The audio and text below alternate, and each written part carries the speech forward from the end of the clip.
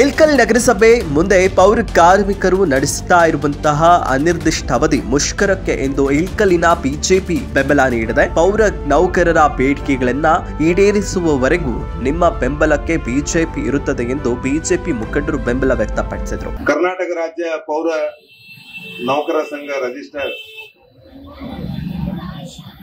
ಸಂಘದ ವತಿಯಿಂದ ಕಳೆದ 3-4 ದಿನಗಳಿಂದ ತಾವು ಮಾಡ್ತಾ ಇರುವಂತ ಸತ್ಯಾಗ್ರಹಕ್ಕೆ ನಮ್ಮ ಭಾರತೀಯ ಜನತಾ ಪಕ್ಷ ತಮ್ಮ ಜೊತೆಗೆ ಯಾವಾಗಲೂ ಇರುತ್ತೆ. ನಮ್ಮ ಕೆಲಸ ಕಾರ್ಯಗಳಲ್ಲಿ ತಮಗೇನಾದ್ರೂ ತೊಂದರೆ ಆದ್ರೆ ನಾವು ಇವತ್ತಿನ ದಿವಸ ನಮ್ಮ ಮಾಜಿ ಅಧ್ಯಕ್ಷರು ಹಾಗೂ ರಾಜುಗೌಡರು, ದೊಡ್ಡನಗೌಡರು, ಚಿರಂಜೀವಿ ರಾಜುಗೌಡರು, ಮಾಜಿ ಅಧ್ಯಕ್ಷರುಗಳು ಹಾಗೂ ಸದಸ್ಯರುಗಳು ಬಂದು ಭಾರತೀಯ ಜನತಾ ಪಕ್ಷ ಎಲ್ಲ ಕಾರ್ಯಕರ್ತರು ಬಂದು ತಮ್ಮ ಕೈಗಳನ್ನ ಬಲಪಡಿಸಲಿಕ್ಕೆ ನಾವು ಇಲ್ಲಿ ಬಂದು ನಿಂತಿದ್ದೇವೆ. ಪೌರ ಕಾರ್ಮಿಕರ ಕೈಯನ್ನ ಯಾಕೆ ಬಲಪಡಿಸಬೇಕು ಅಂತ ವಿಶೇಷವಾಗಿ ಹೇಳ್ತಾ ಇದ್ರೆ, ನೋಡಿ, ಭಾರತೀಯ ಜನತಾ ಪಕ್ಷ ಯಾವತ್ತೂ ಕೂಲಿ ಕಾರ್ಮಿಕ, ನೇಕಾರ, ರೈತ, ಪೌರ ಕಾರ್ಮಿಕ ಇವರ ಶ್ರಮೆಗಾಗಿ ಕಳೆದ ಸರ್ಕಾರದಲ್ಲಿ ನಾವೆಲ್ಲ ಮಾಡಿರುವಂತ ಕೆಲಸಗಳು ತಮಗೆಲ್ಲ ಗೊತ್ತಿರಾಗಿದೆ. ಆದ್ರೆ ಇದೇ ಕಾಂಗ್ರೆಸ್ ಸರ್ಕಾರ ಈ ಸಾರಿ ಬಂದು ನಾವು ದಲಿತರ ಪರವಾಗಿ ಅಂತ ಪದೇ ಹೇಳ್ತಾರೆ. ಆದ್ರೆ ತಮ್ಗೆಲ್ಲರಿಗೂ ಗೊತ್ತಿದೆ, ಈ ನಗರಸಭೆಯಲ್ಲಿ, ಮುನ್ಸಿಪಾಲಿಟಿಗಳಲ್ಲಿ, ಪೌರ ಸಭೆಗಳಲ್ಲಿ ಹಾಗೂ ರಾಜ್ಯ ಮಟ್ಟದಲ್ಲಿರುವಂತಹ ದೊಡ್ಡ ಸಂಸ್ಥೆಗಳಲ್ಲಿ ದಲಿತರಿಂದಲೇ ನಗರಸಭೆ ನಡೀತಾ ಇದೆ. ತಾವೆಲ್ಲ ದಲಿತರು ತಮ್ಮ ಎಲ್ಲ ಕಾರ್ಯಗಳನ್ನು ಬಿಟ್ಟು ತಾವು ಒಂದು ದಿವಸ ನಮ್ಮ ಓಣಿಯಲ್ಲಿ ಬರದೆ ಹೋದ್ರೆ, ಒಂದು ದಿವಸ ಮುನ್ಸಿಪಾಲಿಟಿಯಲ್ಲಿ ಕುಂತು ಸರಿಯಾಗಿ ಕೆಲಸ ಮಾಡ್ತಾ ಹೋದ್ರೆ, ಒಂದು ದಿವಸ ಮನೆಯ ನೀರನ್ನ ಸರಿಯಾಗಿ ಬಿಡದೆ ಹೋದ್ರೆ ಎಲ್ಲ ವ್ಯವಸ್ಥೆಗಳು ಹಾಳಾಗ್ತವೆ. ಅಂತ ಕೆಲಸಗಳನ್ನ ನೀವು ಮಾಡೋರಿಗೆ ನಾವು ನಮ್ಮ ಒಂದು ಪೂಜ್ಯ ಭಾವನೆಯಿಂದ ನಾವು ಪೂಜ್ಯವಾಗಿ ನಮ್ಮೆಲ್ಲ ಭಾರತೀಯ ಜನತಾ ಪಕ್ಷದ ಕಾರ್ಯಕರ್ತರು, ಅಧ್ಯಕ್ಷರು, ಮಾಜಿ MLAಗಳು ತಮ್ಮನ್ನ ಬೆಂಬಲಿಸಬೇಕಂತ ನಿರ್ಧಾರ ಮಾಡಿ ತಮಗಾಗ್ತಿರುವಂತ ಅನ್ಯಾಯದ ಜೊತೆ ನಾವೆಲ್ಲರೂ ಇದ್ದೇವೆ. ನಾವು ನಿನ್ನೆ ಹೋಗಿದ್ವಿ, ಅಲ್ಲಿ ಪೋಚಗುಂಡಿ ಮತ್ತು ರೊಡ್ಡ ಅವರ ತೀರ್ಕೊಂಡಿದ್ವಿ. ಅಲ್ಲಿ ಹೋಗಿ ಯಾಕೆ ಗಾಡಿ ಬಂದಿಲ್ಲ ಮುನ್ಸಿಪಾಲಿಟಿಯಿಂದ ಅಂದ್ರೆ ಎಷ್ಟು ಅವಶ್ಯಕತೆ ನಿಮ್ದಿದೆ ಅಂತಂದ್ರೆ, ಅವತ್ತಿನ ದಿವಸ ಹೇಳಿದ್ರು, ಇಲ್ಲ ಅವ್ರಿಗೆ ಕಾರ್ಮಿಕರ ಒಂದು ಸ್ಟ್ರೈಕ್ ಇದೆ ಸರ್, ಹೀಗಾಗಿ ಅವ್ರು ಬರ್ತಾ ಇಲ್ಲ. ಅದು ನಿಜವಾಗಿ ಸತ್ಯ. ಯಾವಾಗ್ಲೂ ನೀವು ದುಡಿದಿರಿ, ಮುಂಜಾನೆ ಒಂದು ಶಿಫ್ಟಿಗೆ ಹೋಗಿ ಕಸ ಬೆಳಿತೀರಿ, ಮಧ್ಯಾಹ್ನ ಕಸ ಬೆಳಿತೀರಿ, ಮುಂಜಾನೆ ನೀರು ಬಿಡ್ತೀರಿ, ಟ್ಯಾಕ್ಸ್ ತುಂಬಿಸೋರು 24 ಸಾಕು ಟ್ಯಾಕ್ಸ್ ತುಂಬಿರ್ತಾರ, ಉತ್ತಾರ ಕೊಡ್ತೀರಿ, ನೀವು ಯಾವುದೇ ಇರೋದ ಕೆಲಸನೇ ನಡೆಯಲ್ಲ. ಆದ್ರೆ ಇಂಥ ಒಂದು ಅವಶ್ಯಕತೆ ಇರುವಂತಹ ಒಂದು ವ್ಯವಸ್ಥೆ ಇರುವಾಗ ನಿಮ್ಮ ಕಾರ್ಮಿಕರಿಗೆ ಇಂದಿನ ಕಾಂಗ್ರೆಸ್ ಸರ್ಕಾರ ಸ್ಪಂದಿಸೇ ತಮ್ಮನ್ನ ಬೆಂಬಲಿಸದೇ ಇರುವುದು ಬಹಳ ಅತಿಶೋಕ್ತಿ. ಅದು 3-4 ದಿವಸ ಬಿಡ್ಲೇಬಾರದು. ಒಂದು ದಿವಸ ಆತಪ್ಪ ಅಂದ್ರೆ ಎಷ್ಟೋ ಇಲ್ಲಿ ತೊಂದರೆಗಳಾಗಿವೆ. ಈಗ ಇನ್ನ ದಿನ ಹೋದಪ್ಪ ನೀರೇ ಬಂದಾಕೋ. ಹೀಗಾಗಿ ತಮ್ಮ ಜೊತೆ ನಾವೆಲ್ಲರೂ ಇದ್ದೀವಿ ಅಂತ ಮತ್ತೊಮ್ಮೆ ಹೇಳಿ, ಇಲ್ಲಿ ನಮ್ಮ ಹಿರಿಯರಾಗಿರುವಂತ ಕೊಟೆಗಾರ ಬಾಯಿಯವರು ಮಾಜಿ ಅಧ್ಯಕ್ಷರು ಲಕ್ಷ್ಮಣ್ ಗುರಂ ಅವರು ತಮ್ಮ ಅನಿಸಿಕೆಗಳನ್ನ, ತಮ್ಮ ಏನ್ ತೊಂದರೆ ಇದನ್ನ ಹೆಚ್ಚಿನ ಮಾಹಿತಿಯನ್ನು ಅವ್ರು ಮಾತಾಡ್ತಾರೆ. ನಾವು ಮತ್ತೆ ಪದೇ ನಾವು ನಿಮ್ಗೆ ಹೇಳೋದಷ್ಟೇ, ಭಾರತೀಯ ಜನತಾ ಪಕ್ಷ ನಿಮ್ ಜೊತೆಗೆ ಯಾವಾಗ್ಲೂ ಇದೆ. ನಿಮ್ಮ ಸಂಕಷ್ಟಗಳಿಗೆ ಎಲ್ಲೆಂತೀರಿ ಅಲ್ಲಿ ಬರ್ತೀವಿ. ನಿಮ್ ಜೊತೆ ಬೆಂಗಳೂರಿಗೆ ಬೇಕಾದ್ರೂ ಬೆಂಗಳೂರಿಗೆ ಬರ್ತೀವಿ. ಅದ್ರ ಬಗ್ಗೆ ನೀವು ಚಿಂತನೆ ಮಾಡ್ಬೇಡ್ರಿ. ನಾವು ನಮ್ಮ ಮಾಜಿ ಶಾಸಕರು, ನಮ್ಮ ಕಾರ್ಯಕರ್ತರು ಎಲ್ಲರೂ ಬಂದು ವಿಧಾನಸೌಧ ಮುಂದೆ ಕುಂದ್ರ ಮುಂದೆ ಸದ್ಯಕ್ಕೆ ನಾವೆಲ್ಲ ಕಾರ್ಯಕರ್ತರು ಇಳಕಲ್ನವ್ರು ಅಗ್ದಿ ನಿಮ್ಮ ಫಸ್ಟ್ ಫ್ರಂಟ್ ಪ್ರೈಸ್ ನಿಮ್ ಜೊತೆ ಇರ್ತೀವಿ ಅಂತ ಹೇಳಿ ನನ್ನ 2 ಮಾತುಗಳನ್ನು ಮುಗಿಸ್ತೇನೆ. ಮುಂದಿನ ಜವಾಬ್ದಾರಿಯನ್ನ ನಮ್ಮ ಮಾಜಿ ಅಧ್ಯಕ್ಷರುಗಳಾಗಿ ತೆಗೆದುಕೊಂಡು ನಮ್ಮೆಲ್ಲ ರೀತಿಯಾಗಿ ಸ್ಪಂದನೆಯನ್ನ ಮಾಡಬೇಕು. ದಲಿತರ ಜೊತೆ, ಕೂಲಿ ಕಾರ್ಮಿಕರ ಜೊತೆ, ಮುನ್ಸಿಪಾಲಿಟಿ ಎಲ್ಲ ನೌಕರ ವರ್ಗದ ಜೊತೆ ನಾವೆಲ್ಲರೂ ಇದೀವಿ. ತಮ್ಮ ಕೆಲಸ ಅತಿ ಅವಶ್ಯಕತೆ, ತಮ್ಮನ್ನ ಬೆಂಬಲಿಸಲೇಬೇಕು. ಈ ಕಾಂಗ್ರೆಸ್ ತಮ್ಮ ಹೆಸರು ಹೇಳಿ ಮೇಲೆ ಹೋಗ್ತಾ ಇದೆ. ಅದು ನಾವು ನಿಮ್ ಜೊತೆ ಇದ್ದೀವಿ, ಅವ್ರ ಜೊತೆ ಇದ್ದೀವಿ ಅಂತ ಹೇಳಿ ನಿಮ್ ಜೊತೆ ಏನಿಲ್ಲ. 3-4 ದಿವಸ ಆದ್ರೆ ಇವತ್ತು ಯಾರೊಬ್ರು ಬಂದು ನಿಮ್ ಮಾತಾಡ್ಸಲಿಲ್ಲ. ಅದೇ ನಮ್ಮ ಭಾರತೀಯ ಜನತಾ ಪಕ್ಷ ಇವತ್ತಿನ ದಿವಸ ನಾವು ನಿಮ್ ಜೊತೆ ಇದೀವಿ ಅಂತ ಪದೇ ಆಗಿ ಹೇಳ್ತಾ, ಮತ್ತೊಮ್ಮೆ ಮುಗ್ದೊಮ್ಮೆ ನಾವು ನಿಮ್ಮೆಲ್ಲರ ಜೊತೆ ಇದ್ದೇವೆ. ನೀವೆಲ್ಲಿ ಕಲಿತೀರ ಅಲ್ಲಿ ಬರ್ತೀವಿ, ಇಳಕಲ್ ತಹಸೀಲ್ದಾರ್ ಆಫೀಸಿಗೂ ಬರ್ತೀವಿ, ಬಾಲ್ಕೋಟ್ DC ಆಫೀಸಿಗೂ ಬರ್ತೀವಿ, ಬೆಂಗಳೂರಿಗೂ ಬರ್ತೀವಿ ಅಂತ ಹೇಳಿ ಮತ್ತೊಮ್ಮೆ ನನ್ನ 2 ಮಾತು ಮುಗಿಸ್ತೀನಿ. ರಾಜ್ಯ ಸರ್ಕಾರ ಅತಿ ತೀಕ್ಷ್ಣವಾಗಿ ಸ್ಪಂದಿಸಬೇಕಿತ್ತು, ಅದು ಆಗಿಲ್ಲ ಅವ್ರ ಕಡೆ, ಸರ್ಕಾರ ಕಡೆಯಿಂದ. ಇವತ್ತಿನ ದಿವಸ ಇಳಕಲ್ ನಗರಸಭೆಯಲ್ಲಿ ಕರ್ನಾಟಕ ರಾಜ್ಯದ ಎಲ್ಲ ಪೌರ ನೌಕರರು ಈ ಒಂದು ತಮ್ಮ ಬೇಡಿಕೆಯ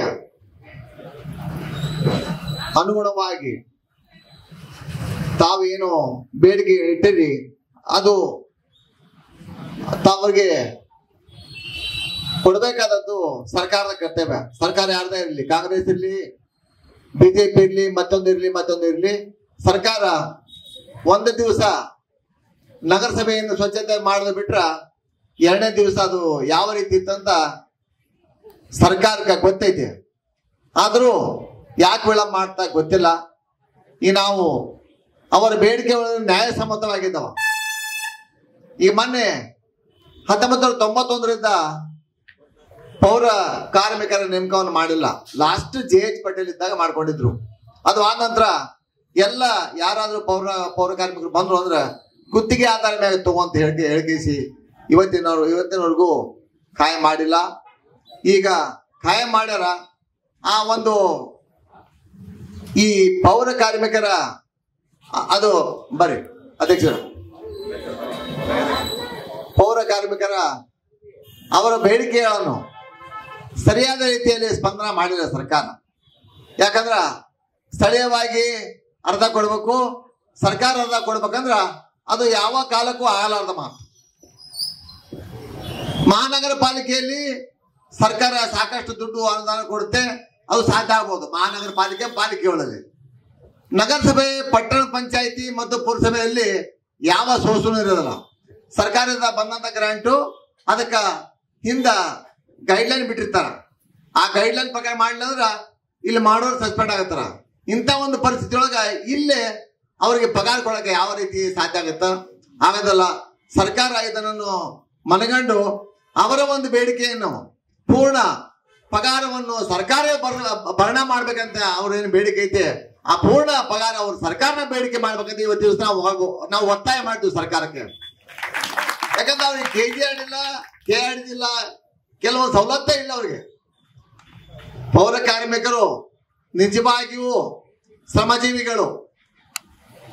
ಎಲ್ಲ ನಗರಗಳಲ್ಲಿ ಎಲ್ಲ ಸಾರ್ವಜನಿಕರು ವೀಕ್ಷಣೆ ಮಾಡ್ತಿರ್ತಾರ ಅವ್ರು ಮಾಡುವಂತ ಕೆಲಸ.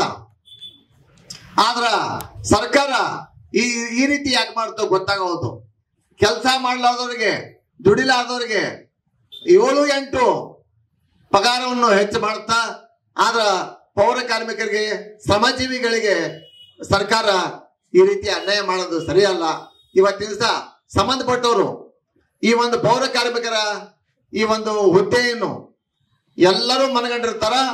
ಅವ್ರು ಯಾವ ರೀತಿ ಕೆಲಸ ಮಾಡ್ತಾರ, ಎಲ್ಲಿ ಎಂತ ಜಾಗದಲ್ಲಿ ಕೆಲಸ ಮಾಡ್ತಾರಂತ ಎಲ್ಲರಿಗೂ ಗೊತ್ತಿರ್ತ. ಅದಕ್ಕೆ ಸರ್ಕಾರ ಇವತ್ತಿನ ದಿವಸ ಅವರ ಇಡೀ ರಾಜ್ಯದ ಏನು ಬೇಡಿಕೆ ಐತೆ ದೊಡ್ಡದಲ್ಲ. ಸರ್ಕಾರಕ್ಕ ಪೌರ ಕಾರ್ಮಿಕರಿಗೆ ದೊಡ್ಡದಲ್ಲ.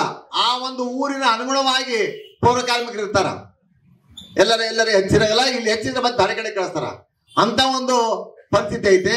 ಇದ್ದಾಗ ಸಹಿತ ಈ ಒಂದು ನಮ್ಮ ಊರಿನ ಪ್ರಕಾರ ಅನುಗುಣವಾಗಿ ಎಷ್ಟು ಪೌರ ಕಾರ್ಮಿಕರು ಇರಬೇಕು ಇಲ್ಲ 50% ಅದಾರ. ಇಲ್ಲಿ ನಮ್ಮಲ್ಲಿ 2011ನೇ ಸೆನ್ಸಸ್ದಾಗ 62,185 ಸಾರ್ವಜನಿಕರು ಅದಾರ.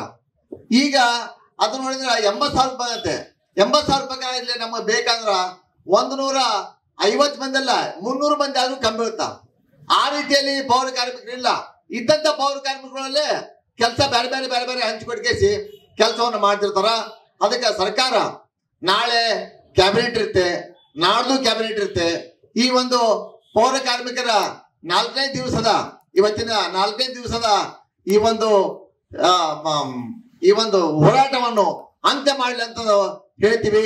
ಹೇಳ್ತಾ ನಾವೆಲ್ಲ ಬಂದಂತ ನಗರಸಭೆ ಸದಸ್ಯರು ಮತ್ತು ನಾವೆಲ್ಲರೂ ಈಗ ಹಾಜಿ ಇರ್ಲಿ, ಮಾಜಿ ಇರ್ಲಿ ಅಥವಾ ನಾಗರಿಕರಿರ್ಲಿ, ನಾವು ಸಾಧ್ಯ ಆದ್ರ ನಮ್ಮ ಡಿವಿಷನ್ ಇಂದ 4 ಸಹಿತ ನಿಮ್ಮ ಬೆಂಬಲಕ್ಕೆ ನಾವು ಕರ್ಕೊಂಡ್ ಬರ್ತೀವಿ ಅಂತ ಹೇಳಿ ಇಚ್ಛೆ ಮಾಡ್ತೀನಿ. ನಮ್ಮ ಡಿವಿಷನ್ ಇಂದ ಡಿವಿಷನ್ ನಮ್ಗೆಲ್ಲರೂ ನಾವು ಪೌರ ಕಾರ್ಮಿಕರ ಒಂದು ಅವರ ಬೇಡಿಕೆಯನ್ನು ಈಡೇರಿಸ ಸರ್ಕಾರಕ್ಕೆ ಒತ್ತಾಯ ಮಾಡ್ತೀವಿ.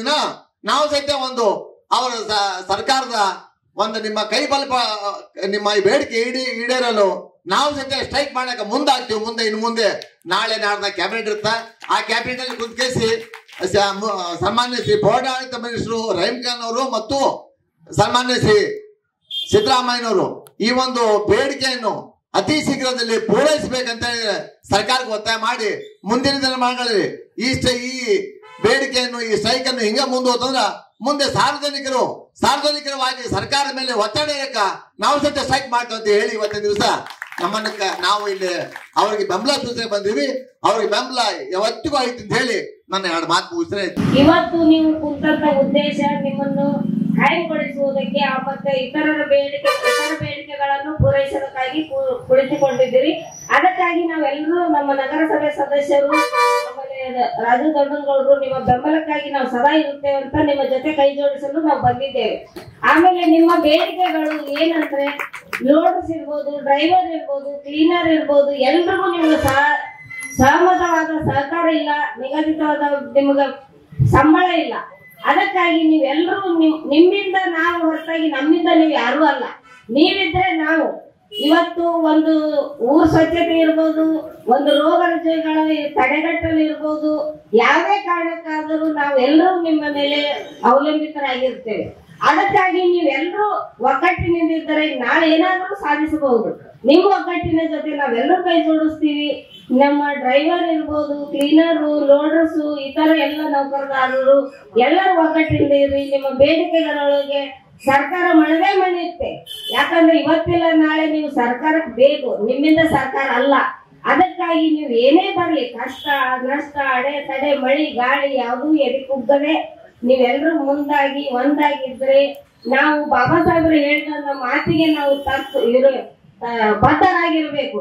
ಬಾಬಾ ಸಾಹೇಬರು ಏನ್ ಹೇಳಿದ್ದಾರೆ, ನಾವು ಒಗ್ಗಟ್ಟಿನಿಂದಿದ್ದರೆ ಇಡೀ ಜಗತ್ತನ್ನೇ ಜಯಿಸಬಹುದು.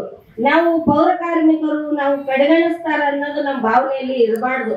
ಯಾಕಂದ್ರೆ ನಾವು ಪೌರ ಕಾರ್ಮಿಕರಿಂದ ಎಲ್ಲದೂ ನಮ್ಮದು. ನಾಳೆ ನಿಮ್ಗ ರಿಟೈರ್ಡ್ ಆದ್ಮೇಲೆ ನಿಮ್ಗ ಇದು ಇಲ್ಲ, ಪೆನ್ಷನ್ ಇಲ್ಲ, ಆಮೇಲೆ ನೀವು ಖಾಲಿ ಮೇಲೆ ಹೋಗ್ಬೇಕು. ಅದನ್ನ ಯಾರು ನಿಮ್ಗೆ ಸಹಿಸ್ಕೊಡ್ತಾರೆ? ನಾಳೆ ಅವಾಗ ಒಂದು ಕಾನೂನು ಇತ್ತು, ನಿಮ್ಮ ಪೆನ್ಷನ್ ಇತ್ತು, ಎಲ್ಲ ಇತ್ತು, ಈಗಿಲ್ಲ. ಅದಕ್ಕಾಗಿ ನಿಮ್ಗ ಪೆನ್ಷನ್ ಆದ ಮೇಲೆ ಕನಿಷ್ಠ ಗುತ್ತಿಗೆದಾರ ಇರ್ಬೋದು, ನೌಕರದಾರ ಇರ್ಬೋದು, ಕನಿಷ್ಠ 15-20 ಲಕ್ಷ ನಿಮ್ಗೆ ಕೊಟ್ಟು ಕಳ್ಸಂತ ವ್ಯವಸ್ಥೆಯನ್ನ ಆಗ್ಬೇಕು. ಆಮೇಲೆ ನೀವು ಆಮೇಲೆ ಏನೇನೋ ನಿಮ್ಗೆ ಬರಂತ ಸರ್ಕಾರದ ವತಿಯಿಂದ ಬರಂತ ಎಲ್ಲ ಸೌಲಭ್ಯಗಳು ನಿಮ್ಗೆ ಒದಗಬೇಕು. ಇಲ್ಲಿದ್ದಂತ ಎಲ್ಲ ನೀವು ಸರ್ಕಾರಿ ನೌಕರದಾರ ಇರ್ಬೋದು, ಗುತ್ತಿಗೆದಾರ ಇರ್ಬೋದು, ಎಲ್ರಿಗೂ ನಮ್ಮ ಸರ್ಕಾರದ ಅನುದಾನ ಮತ್ತು ಸರ್ಕಾರದ ಏನು ಸೌಲಭ್ಯಗಳು ಮೂಲಭೂತ ಸೌಭಾಗ್ಯ ಕೊಡ್ಬೇಕು ಎಲ್ಲರೂ. ಆಮೇಲೆ ಮೂಲಭೂತ ಸೌಕರ್ಯಗಳು ನಿಮ್ಗೆ ಇನ್ನೇ ಇಲ್ಲ, ಅಷ್ಟಾಗಿ ನಿಮಗ್ ಮನೆ ಇಲ್ಲ, ಆಮೇಲೆ ನಿಮ್ಗೆ ಸದ್ಯ ಆದಂತ ಗಾಳಿ ನೀರು ವಾತಾವರಣ ಯಾವುದೂ ಇಲ್ಲ. ಇದು ಪದೇ ಪದೇ ಸರ್ಕಾರ ಕೇಳ್ಕೊಂತ ಬಂದಿದ್ದೈತಿ, ಮಾಡಿದ್ದೈತಿ. ಆದ್ರೆ ಸರ್ಕಾರ ಅಷ್ಟೇ ಕಡೆಗಣಿಸ್ತಾ ಇದೆ ನಿಮ್ಮನ್ನ. ಅದಕ್ಕೆ ನೀವೆಲ್ಲರೂ ಒಗ್ಗಟ್ಟಾಗಿ ಏನೇ ಬಂದ್ರು ಇರ್ರಿ. ನಿಮ್ಮ ಬೆಂಬಲಕ್ಕೆ ನಾವ್ ಯಾವಾಗ್ಲೂ ಸದಾ ಇರ್ತೀವಿ.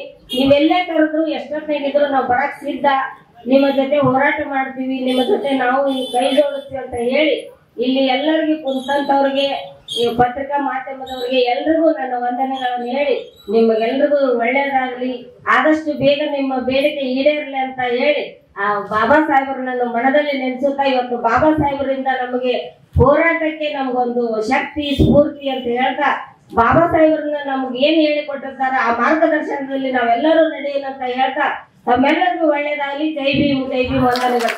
ನಮ್ಮ ಅಂಬೇಡ್ಕರ್ ಅವರನ್ನ ಇವತ್ತು ನಾವು ನಿಜವಾಗ್ಲೂ ಸ್ಮರಿಸಬೇಕಾಗತ್ತ. ಅಂಬೇಡ್ಕರ್ ಅವರು ಒಬ್ಬರಿಗೆ ಮಾಡಿದವರು ಇಡೀ ನಮ್ಮ ರಾಷ್ಟ್ರಕ್ಕನ ಒಂದು ಕಣ್ಣಾಗಿ ಎಲ್ಲರನ್ನೂ ಎಲ್ಲ ರೀತಿಯಿಂದ ಒಂದು ಅತ್ಯಂತ ಉನ್ನತ ಮಟ್ಟಕ್ಕೆ ಏರಿಸಿದಂತ ಒಬ್ಬ ನಾಯಕ ಇವತ್ತು ಅಂಬೇಡ್ಕರ್ ಅನಿಸಿಕೊಂಡು ಹೇಳಕ್ಕೆ ನಾವು ಹೆಮ್ಮೆ ಪಡ್ತೀವಿ. ಬಂಧುಗಳೇ, ನಮ್ಮ ದೇಶದಲ್ಲಿ ಇರ್ತಕ್ಕಂಥ 3 ಚಕ್ರಗಳು, ಒಂದು ಚಕ್ರ ಗಡಿ ಕಾಯತಕ್ಕಂತ ಒಂದು ಚಕ್ರ, ಇನ್ನೊಂದು ಚಕ್ರ ನಮ್ಮನ್ನ ಊರು ಕಾಯುವಂತ ಪೊಲೀಸ್ ಸ್ಟೇಷನ್ ಚಕ್ರ, ಮೂರನೇದು ನಮ್ಮ ಈ ಪೌರ ಕಾರ್ಮಿಕರು.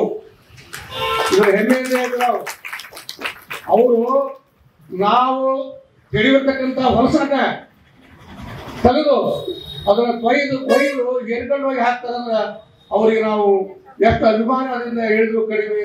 ಅವರಿಗೆ ನಾವು ಧನ್ಯವಾದಗಳನ್ನು ಹೇಳ್ತೀವಿ. ಈಗ ನಮ್ಮ ಅರವಿಂದ್ ಮಂಗಳೂರ ನೀವು ಬೇಕಾದ್ರೆ ಕರೆ ಇಟ್ಕೊಂಡು ನಾನು ಕೂಡ ನನ್ನ ಸ್ವಂತ ರೊಕ್ಕದಾಗ ಒಂದು ಟ್ಯಾಕ್ಸ್ ಮನಿನ ನಿಮ್ಮಿಂದ ಕರ್ಕೊಂಡ್ಬರ್ತೀನಿ, ನಿಮ್ ಜೊತೆ ಕೂದಿರ್ತೀನಿ. ಅದ್ರ ಬಗ್ಗೆ ಎರಡೇ ಮಾತಿಲ್ಲ. ಯಾವುದೇ ಸರ್ಕಾರ ಇರ್ಬೋದು, ಇವತ್ತು ನಿಮ್ಗೆ ಎಂದೂ ಅನ್ಯಾಯ ಆಗಬಾರ್ದು. ಯಾಕೆ ಅನ್ಯಾಯ ಆಗಬಾರ್ದು ಅಂದ್ರೆ ನಮ್ಮ ತಾಯಂದ್ರಿಗೆ ಅವ್ರಿಗೆ ನಾವು ಅಲ್ಲಿ ಗಡದಾಗ ಎಲ್ಲ ಬೇಯ್ತಿರ್ತೀವಿ. ನಾನು ಬಿಸಿಲಿಟ್ಟವ ಯಾವಾಗ ಬಿಟ್ಟು ಬಿಡ್ರವ ಅಂತೇಳಿ ಪಾಪ ಅವು ಹೊಲಸು ನಾಟದಾಗ ಯಾರು ಹೇಳ್ಕೊಂಡ್ರೆ ಹೋಗು ಅಂತೇಳಿ ಹೋಗಿ ಅವ್ರಿಗೆ ಜೀವ ತಿಂದು ಪಾಪ ಅಷ್ಟು ಉಸಿರಾಗಿ ಬರೀಬೇಕಾರ. ಅಂಥವ್ರಿಗೆ ನಾವು ನಮ್ಮ ಬೆಂಬಲ ಯಾವಾಗಲೂ ಸದಾ ಇರುತ್ತೆ ಅಂತಕೊಂಡು ಹೇಳಿ, ಇವತ್ತು ನಮ್ಗೇನು ಅನ್ಯಾಯ ಆಗಿದೆ ದೇವರು ನಿಮ್ಗೆ ಒಳ್ಳೇದು ಮಾಡ್ತಾರೆ. ಯಾಕೆ ಒಳ್ಳೇದು ಮಾಡ್ತಾರೆ? ನೀವು ಮಾಡಿರ್ತಕ್ಕಂಥ ಕೆಲಸಕ್ಕೆ ಭಗವಂತ ಅದಾದನ ಆ ಭಗವಂತನಾಗ ನೀವು ನಂಬಿಕೆ ಇಡ್ರಿ. ಆಮ್ಯಾಗ ಅಂಬೇಡ್ಕರ್ ಬಗ್ಗೆ ನಂಬಿಕೆ ಇಡ್ರಿ. ನಿಮ್ಗೆ ದೇವರು ಒಳ್ಳೇದು ಮಾಡ್ತಾರೆ ಅಂತಕೊಂಡು ಹೇಳಿ ಇವತ್ತು ನಮ್ಮ ಪಾರ್ಟಿ ವತಿಯಿಂದ ಇಲ್ಲಿ ನಾವು ತಮ್ಮೆಲ್ಲರಿಗೂ ಅಭಿನಂದನೆಗಳನ್ನು ಹೇಳಿ ನಿಮಗೆ ಬೆಂಬಲ ಸೂಚಿಸ್ತೀವಿ. ಇನ್ನಷ್ಟು ಅಪ್ಡೇಟ್ಗಳಿಗಾಗಿ ಫಾಲೋ ಮಾಡಿ ವಿಜಯ ಧ್ವನಿ ನ್ಯೂಸ್.